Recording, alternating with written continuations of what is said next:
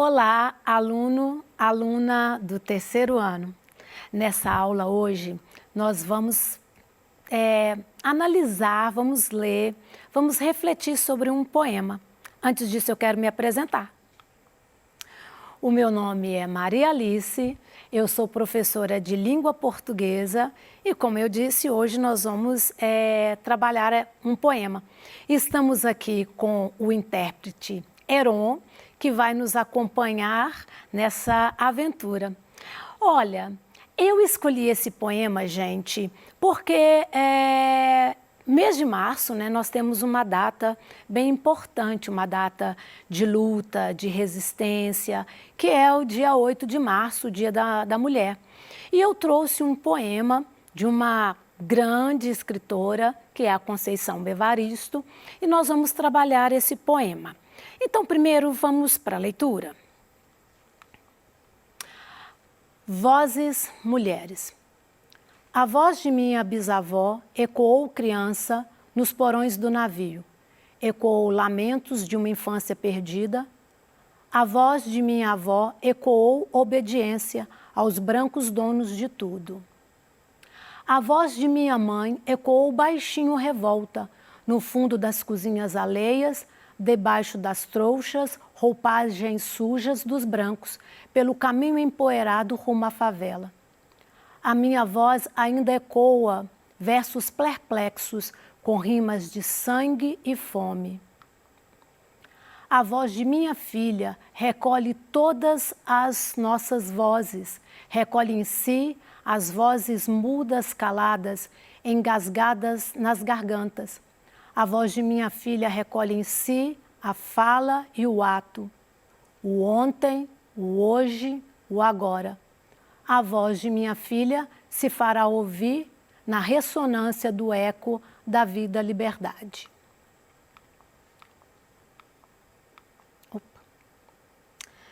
Vou voltar aqui na imagem, né, da nossa autora, né, a dona Conceição Evaristo. E vou falar um pouquinho sobre essa trajetória acadêmica dela. Então, vamos lá. Olha, a Conceição Evaristo, o nome completo dela é Maria da Conceição Evaristo de Brito. E, olha, ela nasceu em Belo Horizonte em 1946. Uma origem humilde, como muitas, né, como muitos de nós. Ela mudou para o Rio de Janeiro na década de 70 para estudar. Lá no Rio de Janeiro, ela fez o curso de letras pela UFRJ, tá? Trabalhou como professora na rede pública, né, de ensino, né, no Rio de Janeiro. Hoje ela é mestre em literatura brasileira pela PUC do Rio de Janeiro, com dissertação em literatura negra. Tá? O tema da dissertação dela foi uma poética da nossa afro-brasilidade, tá? De 1996. E ela também é doutora em literatura comparada pela Universidade Federal Fluminense, né? Com poemas malungos. E esses poemas, né, são de 2011. Então, conhecendo um pouquinho aí, né, sobre essa trajetória acadêmica da Conceição Evaristo. Vamos ao poema. Aluno, aluna do terceiro ano. Em alguns momentos eu vou ir e voltar, né, nos versos aqui do PowerPoint, porque nós vamos fazer isso mesmo. Nós vamos comentando aos poucos, analisando. Então é importante, né, que a gente mostre aquele aspecto do poema e depois a gente volte nesses versos para a gente concretizar essa situação, ok? Então, é isso mesmo, a gente vai ficar indo e voltando aqui nas apresentações. Eu espero que não fique muito cansativo para vocês. Vou tentar fazer de uma maneira bem leve, né? Mas vamos analisar esse poema belíssimo de Conceição Evaristo. Olha, como nós estamos trazendo, né, falando sobre o poema, eu julguei necessário que se fizesse, né, falasse um pouquinho sobre o conceito desse gênero textual. Então, nós vamos ver que o poema, né, ele vai ser um gênero que ele, diferente da prosa, ele se apresenta em versos, né? O verso não é aquela linha completa, contínua, igual a da prosa, porque ele pode obedecer ou não à questão da métrica, um tanto certo de sílabas. Um poema pode ou não conter rimas, que é aquela questão da musicalidade, mas todo poema tem ritmo, tá? Ritmo mesmo, aquela batida, ok? Por isso, quando a gente lê um poema, recita um poema, é importante que a gente traga essa emoção, porque o poema tem a ver com isso, né? Essa expressividade, essa emoção. Então, nós temos que ler assim, com emoção, porque senão fica algo assim, estranho. Então, como eu disse, né, o poema tem essa questão desses recursos musicais, esse ritmo e o sentido conotativo. Tá? É importante a gente falar sobre isso. Na língua portuguesa existem duas palavras parecidas e a gente precisa marcar a diferença. Conotativo é o sentido figurado. Nós falamos, escrevemos uma coisa, mas aquilo tem outras ressonâncias, tem outros significados. Como eu consigo esse sentido conotativo? Muitas vezes usando metáforas, metonímias. Então, vou dar um exemplo de uma metáfora. Quando eu falo assim, você é uma flor. Olha, eu estou conversando com alguém e falo, você é uma flor, ou você é um anjo. A pessoa não é nem flor nem anjo, mas eu estou usando uma metáfora. Eu estou ampliando aí, eu estou trazendo, né, características que a flor tem, como o perfume, a suavidade, a beleza. Estou trazendo, atribuindo aquilo ali à pessoa. Tá? Então, sentido conotativo. A outra palavrinha que às vezes os alunos, as alunas confundem um pouco é função conativa. A função conativa é outra coisa, tá, gente? A função conativa é quando um texto tem a função de convencer alguém. Um anúncio publicitário, por exemplo, ele tem a função conativa. Conativa ou apelativa. Ele quer vender um produto, vender uma ideia. Então, por isso, né, vai usar de estratégias de convencimento. Então, aqui nós vamos ver o aspecto conotativo do poema Vozes Mulheres. E aí vocês vão me perguntar assim, e a função? A função do poema é a função poética. Alguns poemas têm função poética e função expressiva. Por quê? A função poética é aquela preocupação com a organização do texto. Sim, um poeta, quando escreve, ele está preocupado, como nós vimos, com a musicalidade, com a escolha de palavras, com o tamanho dos versos, tá? Então, nós temos aí essa preocupação com a construção. E também a função emotiva ou expressiva. Por quê? Porque emoção, todo poema, ele tem essa questão dessa expressividade, dessa emoção. Então, por isso, pode aparecer as duas funções. Então, vamos ao poema. Eu quero começar com o título. Sim, Vozes Mulheres. A primeira coisa que nós observamos é que esse título está no plural, indicando aí que é o coletivo. Então, nós temos isso, a questão dessas vozes representar essa coletividade. O poema, nós vamos voltar aqui, o poema percorre essas trilhas da memória. Então, vai falar da bisavó, da avó, a mãe fala e a mãe fala da filha. Então, nós temos aí essas trilhas, né, da memória. O nosso eu lírico, que é a voz que está no poema, não está sozinho, não está solitário. Por isso o plural. Viram como é importante a questão do título? Vozes, mulheres. Segunda palavra, mulheres. Aqui eu tenho uma questão interessante, que é o fato de se qualificar essa voz, tá? Vozes de mulheres. E nós sabemos que, infelizmente, na nossa sociedade, muitas vezes as vozes das mulheres são silenciadas, né? Então, por isso é importante essa questão dessa qualificação, essa voz que ecoa, daqui a pouco nós vamos ver com mais calma, essa voz que é ouvida, essa voz que se expressa. Então, como eu disse, vozes mulheres nesse sentido mesmo dessa articulação do discurso, de se narrar essa história, de se trazer essa visibilidade. Ok? Bonito isso, né? Como eu havia mencionado, uma coisa importante que a gente percebe nesses versos, né, de Conceição Evaristo é que são versos curtos, precisos. Nós temos, né, essa síntese, esse resumo daquilo que foi vivido. E nós temos esse passado de sofrimento que não pode ser esquecido. Por isso que eu falei nessa questão dessa resistência. Nós vamos ver que o poema traz essa questão, talvez uma palavrinha nova para alguns de vocês. Essa questão da diáspora.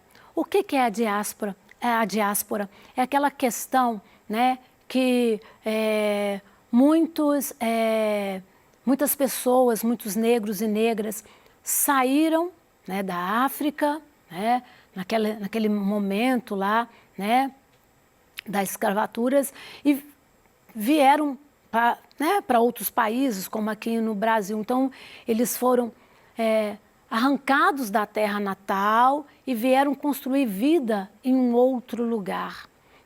Diáspora porque não se tinha a esperança de se voltar à terra natal.